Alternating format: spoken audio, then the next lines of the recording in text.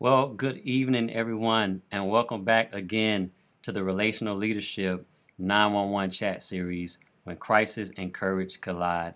I'm Charles Jackson, the founder of the Relational Leadership Network, and I want to welcome you back to this amazing chat series. Each week, we sit down with change champions from different industries, world class athletes, best selling authors, CEOs, COOs, you name it, mental health professionals just to bring leaders some encouragement, first of all, but then practical tools and resources that they can use to navigate this unprecedented time that we're in. We hope that through this chat series, you walk away with some insight on how to take your teams, your corporations, even your families, or just yourself through this tough time. Because one thing is certain, crises are not uncommon to man, but the courage required to navigate those, that is uncommon. And I've brought those who have demonstrated their ability to show that courageous leadership during this time. This week is no different. I get to sit down with Jacob's CEO. And if Jacob sounds familiar, it's because during the first week, we sat down with Bob Pragata, who is the COO of Jacobs. He talked about how their footprint is felt in transportation and the DoD, everything, even all the way up to NASA. And now we get an opportunity to hear from the CEO and chair, Steve Demetriou, and he's going to help us with turning these massive and major challenges into meaningful change. And so I want to welcome Steve to the broadcast. Steve, good evening. Good evening, Charles. Great to be here. Thank you so much for stopping by and sitting down with us. And I just know that this is going to be a great time for leaders to be able to engage with you. As always, as you tune into this broadcast, please send your comments, send your questions in, so that way we know that we're hitting on the important topics that matter to you. You can also engage with Steve. We may even get to bring your question into the live broadcast and get it answered. It's not every day we get to sit down with a CEO and talk about navigating a crisis. So, Steve, if you're ready, I'm ready. We can go ahead and get started. Let's do it. All right. So, I think sometimes individuals forget that leaders, no matter at what level you are leading at, you're human beings. We are human beings. We have families and we have friends. We're husbands and fathers, mothers, sisters, and brothers. So I want to start off really by asking you, how has this pandemic, the COVID-19 pandemic, affected you most, just from a human standpoint as a husband, a father, a leader? Yeah. Well, there's several things that come to mind when you ask me that question, Charles. First of all, personally, it's created some anxiety. I'm naturally a bit paranoid when it comes to health, and it feels like for the last 2.5 months I've been going to bed each night wondering if I'm going to wake up with a cough or, that's been a bit of the stressful side. But Yes, sir. really, overall, I'd say it's been very positive from a human personal standpoint, family wise. I feel like I've connected with my family more than I ever have. Wow. I've got children that range from low 20s to the low 30s in ages, and we've a couple of them live in the area, and we've gotten together more, had more home cooked meals, and so I think personally it's been great. I've worked out more. I'm actually lost some weight. I feel healthier. So the silver lining is that I've gotten off of airplanes 80% of the time in my life the last 5 years as CEO, and it's been a bit of a healthier environment while I manage the anxiety of trying to avoid getting the corona. Mm. Yes, sir. That's great. Yeah, same here. I remember having a period where, I had a headache and, starting to feel a little fatigue. And, I'm sitting there wondering, you first automatically go to COVID when really I just needed to drink some water. And so I, I definitely can relate to that. Now, you've been in business leadership for over 30 years. Can you tell us what about this pandemic? Um, is different than, say, the 2008 economic crisis or the swine flu pandemic that we went through in 2009? What makes this different? Yeah, well, this is different because it's something that we can't go back and relate to. I mean, there's no human being on this earth, or no leader, no athlete, all of the people that you talked about, you're discussing with. none of us have gone through anything that we can compare it to. So it's uncharted territory, which makes it a bit anxious, from Mm-hmm. that standpoint. As a business leader, I've gone through so many cycles, economic downturns, financial crises, even some health like the SARS issue and others in the past. But this is one where around the globe it hits everyone, and it is a human crisis to me, not an Wow. economic crisis like some of the things you asked me about. So I think that's the biggest thing is uncharted territory. Wow. Yep. That makes a lot of sense. A human crisis compared to, like you say, a financial crisis. I think that's a good point Yeah. to consider. And so, in a crisis, no matter the type, your perspective is everything, right? Your perspective can change your position. You can go from feeling defeated to feeling optimistic just based on your perspective. As the CEO of Jacobs, what perspective are you bringing to the executive leadership team and subsequently the rest of the company to sort of rally them around and bring them together? Yeah.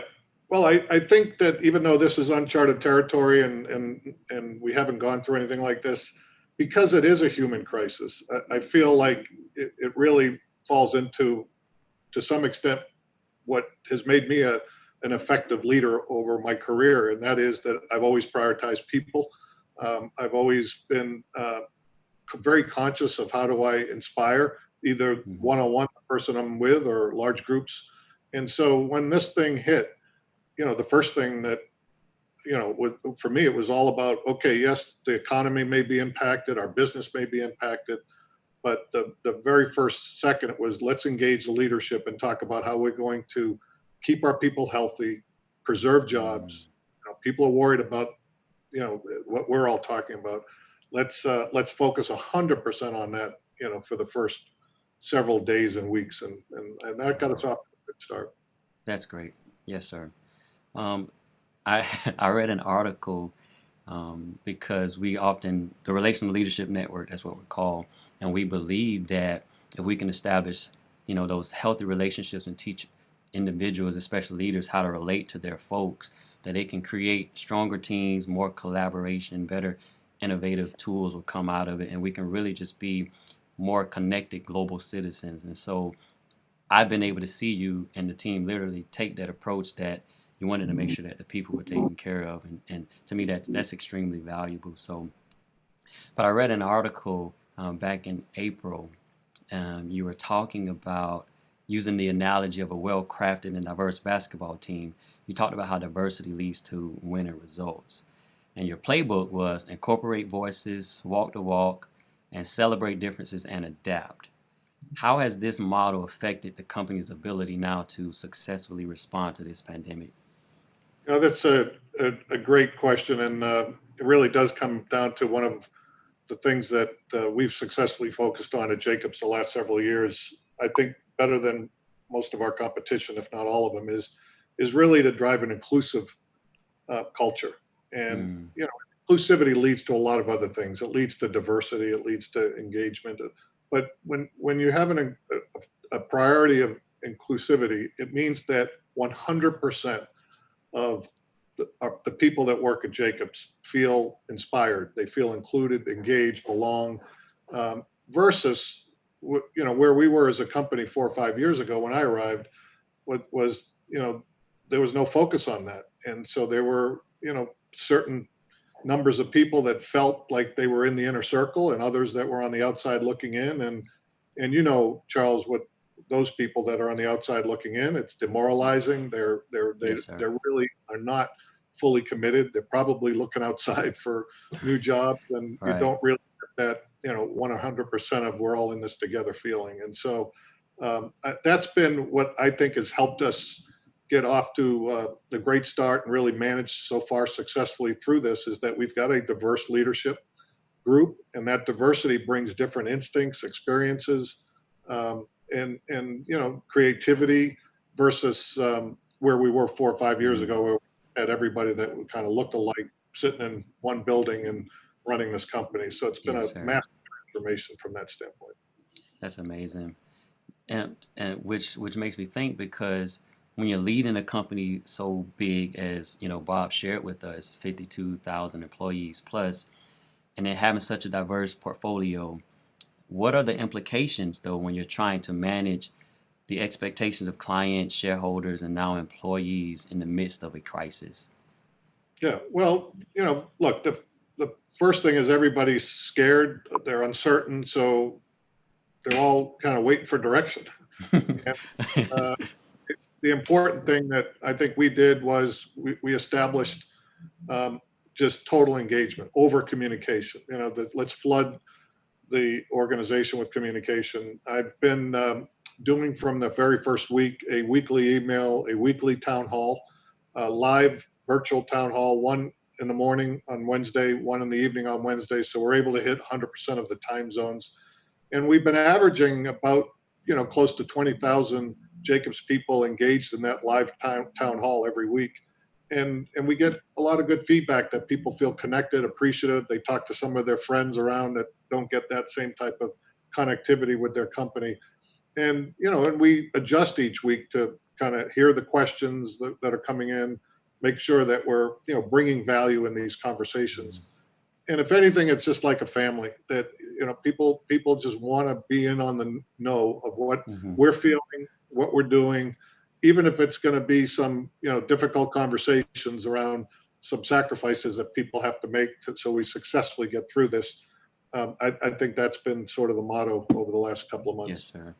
And I think that's real huge, because you think about those sort of that balancing act of shareholders and clients and the employees. Some of the decisions that you make and that are ultimately passed down will benefit maybe one over the other, and some people will be praising this particular decision while others will be kind of scratching their head.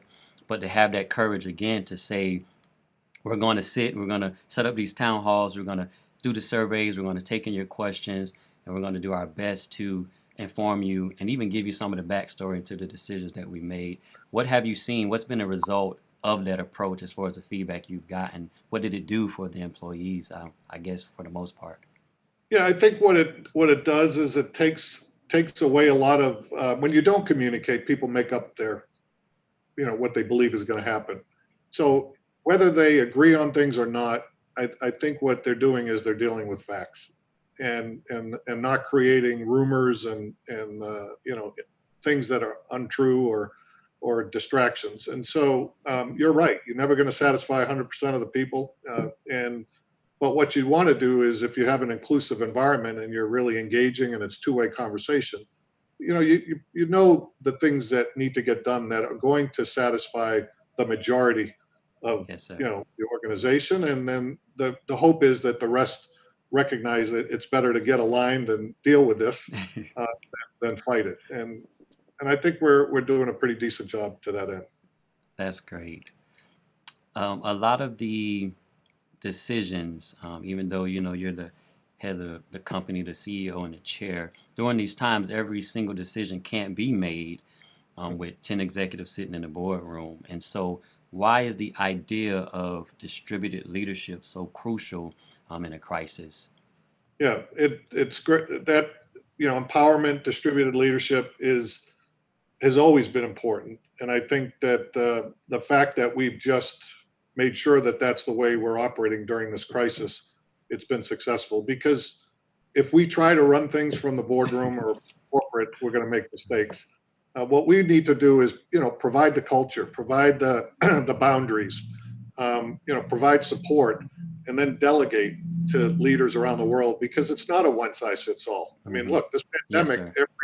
every city and state and country are under different restrictions, different severity of cases. Some are doing better, some are doing worse, and so the last thing we want to do is put a one size fits all on this. And I think that our leaders have risen to the occasion and are doing a great job, and it really does accelerate talent development, because we're really seeing which ones are becoming great change agents and and have the ability to manage under a crisis like this. Yes, sir. Oh, wow, that's great, Steve. How then, because you talked about the employees and some of the fears that we have as an employee, How do you help an employee sort of cope with the potential of being unemployed? And, how do you yourself handle being the one to ultimately say, hey, this is the road we're going down now, even though you're doing all you can to avoid that, right? And you're trying to keep jobs and maintain jobs. And you said in the beginning that was an onset, that was what your team decided. But how do you now help an individual cope with those fears? Yeah. Well, right now we're trying to help them cope by taking that fear out. That we're doing everything possible to avoid that more than ever. You talk about these other financial crises, economic downturns, recessions. Yes, sir. Typically, in those environments, my leadership was always we got to right size the organization to meet the shareholder needs, and because we are a business that shareholders depend on. Yes, sir. In this state has been different. This is a human crisis, so therefore our shareholders need to invest in what's going on, and therefore we're not going to right size for temporary downturn, and we're going to Hmm. preserve our talent. And yes, we've had some furloughs, but in furloughs, people stay an employee of Jacobs. They get their benefits. There's government Mm. support where they get at least 80% of their compensation. In some cases, it's close to 100%. But other than that, they're really this isn't a situation at this time, and hopefully we're going to get through it and we can live up to it, where we've had sort of across the board workforce reductions.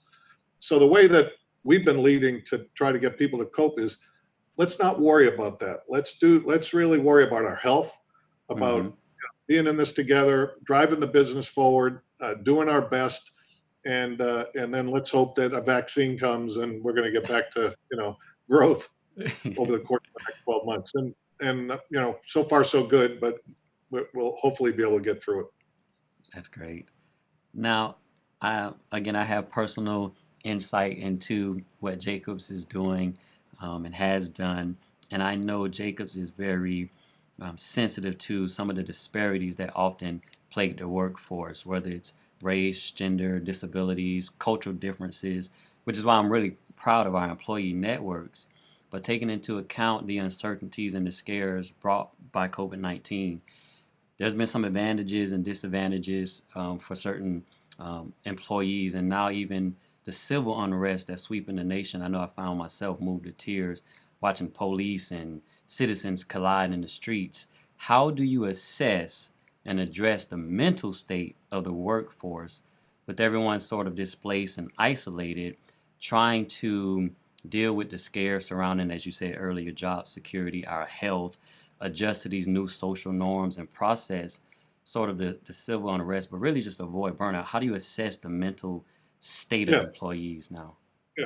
Look, the mental health has been a big priority for Jacobs. It's part of our cultural transformation. We're a people business, as you said it. More than 50,000 people globally, and the mental health, depression, some of these issues are, it's a crisis out there. Yes, sir. And Yes, sir. result, if we're going to be a people company, that we need to not only help the awareness and initiatives around it, we need to accept it and make it a safe place where people can bring their whole self to the company, and if that means sharing that they're struggling with anxiety or depression or sleeplessness or whatever it is. And so I think that again has played well for us that we had made that investment. We have, I think, close to 2,000 mental health champions in the company, so people can go Wow. to their fellow colleagues. They don't necessarily have to go to their bosses or whatever to get help. And um, so it with this whole virtual work from home, people are isolated. It's why we've thrown out the word social distancing. There should be no social distancing here. There should be Okay. physical distancing, but socially, like you and I are connecting, on this virtual basis today and getting to know each other some more, and we talked before we even started this. That's what Yes, we've been. sir. Let's let's maximize it. This should actually turn into a mental health positive because it's going to allow us to engage more people. You know, Mm. that I've been in meetings, so many meetings over the last 2 months where I've met so many Jacobs people that I wasn't able to meet by traveling office to office, where I might go into an office with 800 people and see 100. Yes, sir. Now, the ability to do massive town halls or groups of 10 or 20 and get the younger generation participating in meetings that they may not have participated, because they can join these calls and either listen in or even engage. So the whole focus has been, let's drive that. Number Yes, sir. two is, let's have some fun while we're going through this. And it's been creative how people have done things, like whether it's a happy hour, or or get together, or every we have some leaders that are doing some fun things where it's bring your crazy hat or bring your sunglasses, or Yes, and sir.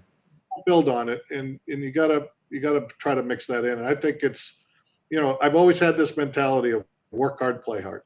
And so you got to balance that. And if Yes, sir. people feel like you care about them and you're engaged, and they're included, they'll work twice as harder Hmm. and Yes, not think sir. of us. Yes, But when sir. they feel left out, and they feel they're on the outside looking in, then the stress comes in. The mental health aspects, the negative side of it, Yes, sir. rear the head. So it's a very important topic, Charles, and I think every day it's something that's on my mind as a leader of how do we take it to the next level of positive mental health. That's great. And I think you said a lot in that. It was very meaty, but a couple of things you talked about, how the social aspect of our lives is even more critical now, even though we're doing the physical distancing. But which ties into, we had Valerie Alexander on, and she is a happiness champion, and she said that very same thing, Steve, that we can't bring our best selves to our companies or our families or our friends if we're not happy, right? And Right. and so to find ways to, like you say, these virtual happy hours, and still be positive and have fun is a great point to bring out. So, but you brought up remote work. I read a quote by Tony Tsai, and he says, "A bigger business is like a cruise ship. There's a lot of amenities, and you can go a lot further, but it's harder to turn quickly." And Jacobs is a pretty big company. How did you, or how has the company adjusted now to remote work, and what innovative tools or technologies were implemented to facilitate that? Yeah. Well, I'd say one of the biggest learnings, and let's call it innovation, was quick decision making. When you're a big company, a lot of times it takes a long time to make decisions. When you're in a crisis like we were in, and we still are in, Yes, sir.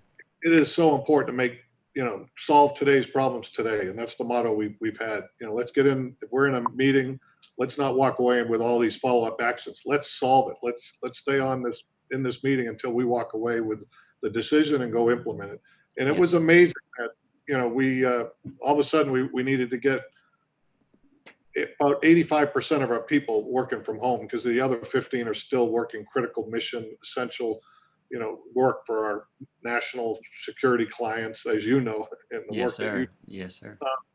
and we were able to do that within days. And part of it is that we've got sophisticated tools. It was just needed to do access some immediately to access them. The tool Hmm. may be set in the office, but let's give our employees the ability to access those tools from their home. And it's amazing. And I can't even tell you what half of these tools are. We've got some amazing people in the company. But the point was, we just basically took away all the bureaucracy and got it done. And we've been very productive working from home. We worried about, okay, we'll be able to do it, but it's going to be unproductive.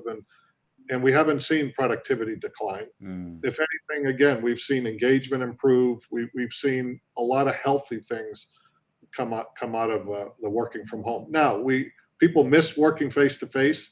And I don't know at some point if you want to talk about it, but the future of work, I Yes, think that sir. our philosophy now is, let's accelerate the future of work now, and not go back to the offices the same way we left. And as we're starting to have those discussions, we want to address people's personal needs. Some people want to work in an office and be face to face 100% of the time. Right. Others are starting to think, how do I do this remote work from home 100%, because it can accommodate my personal life better, Hmm. with children or whatever it is. And others want a hybrid. And I think again, the whole motto now is going forward, and the philosophy is going to be, let's not try to have a one size fits all and try to get so prescriptive around this.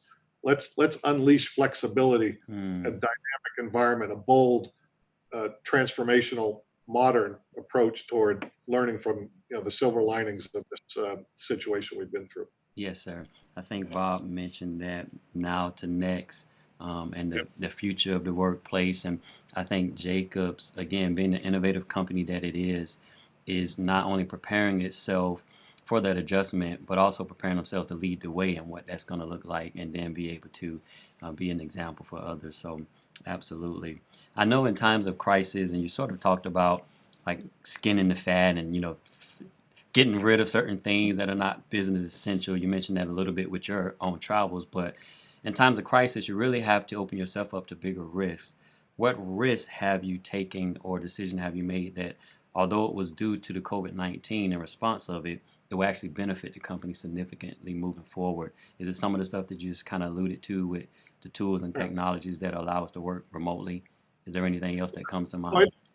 I wouldn't even call that a risk. I'd say that was a great accomplishment and the power of Jacobs and our technical capability. I think the risk is what I alluded to before, that typically, even though we care about people and companies say they care about people, when you get into a situation like this and all of a sudden business is declining, and you go into those hardcore decisions to satisfy the shareholder, and that is to cut jobs and Yes, sir. slash and burn. And the risk that I think we took, and it was one that I was on the front line on, was we're not going to do that. Maybe we're going to have to do that if this gets prolonged and we get a massive recession out of this thing. But for now, what we're going to do is we're going to preserve jobs. We're going to tell the shareholders that we're preserving, and we're going to actually tell them what it's costing us. And we went and we announced 3 weeks ago in our quarterly earnings call that we're going to decline our forecast. We're going to reduce our forecast for the next 6 months. And the reason we're doing it is going to cost us, $100 million, 50 cents a share, to preserve talent in this company, because we believe we're going to come out of it. And in Yes, 2024 and beyond, we're going to love having this talent, and we're going to be better than our competition. And it's going to be a strategic move. And you know what? We got good feedback from our shareholders. Wow. And, rather than just doing the brute force piece, that the short-term thing that companies tend to get focused on. So Absolutely. that was a risk. Yes, and sir. so far, Absolutely. And I think that's a great example. Thank you for sharing that.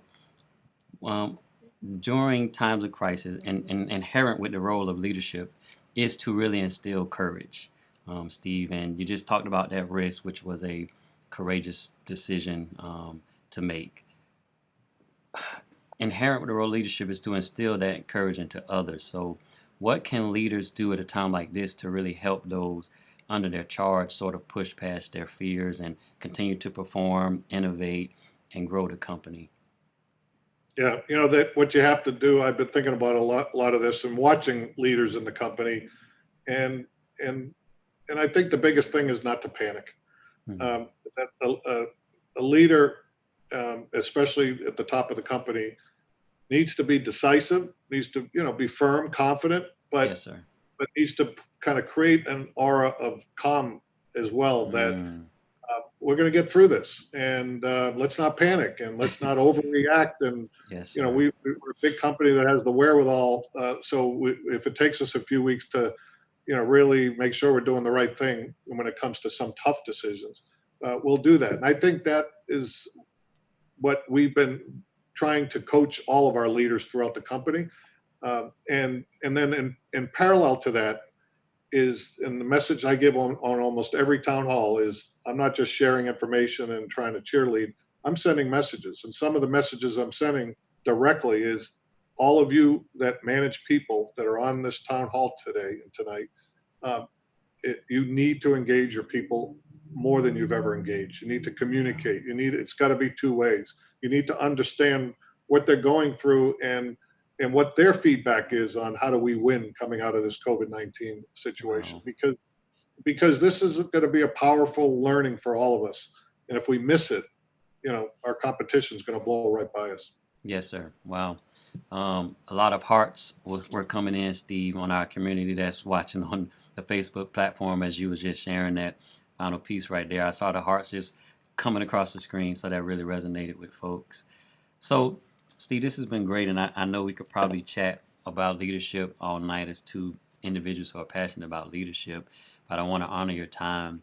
But we like to end each of our broadcasts by asking our guests the same 4 questions that start with a letter that make up the word lead, and we call them our lead questions. And they're sort of these rapid fire question response type. And I'll send them your way, and you kind of share the first thoughts that come to your mind. And so, if you're ready, if you don't have any other tips or tools that you want to share, and kind of final remarks, I'll go ahead and we'll go into our rapid fire lead questions. Okay. So the first one is for L, and that's learn. So during your years of leadership, what lesson have you learned that's impacted you the most?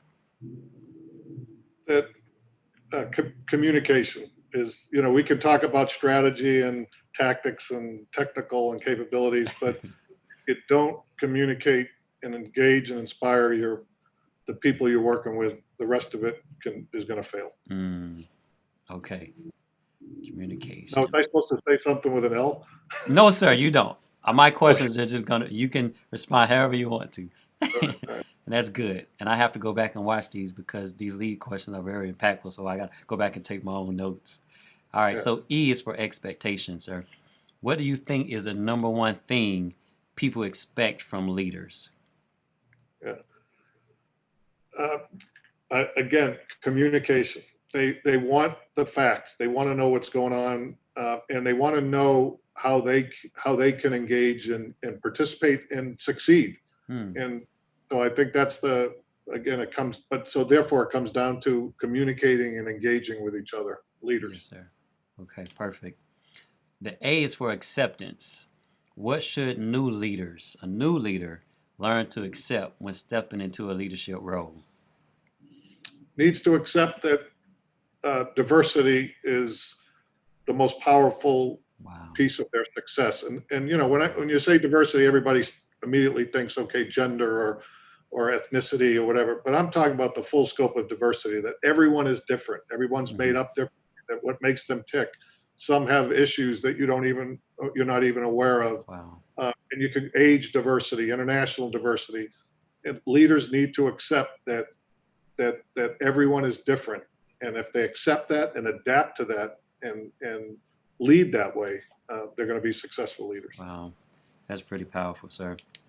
The D is for decision. What blueprint do you sort of personally follow when making decisions? Is there something that guides you? Is there a book you read? Is it your morals? Is it your team? Or what leads you, in making decisions? What blueprint do you follow? A sense of urgency.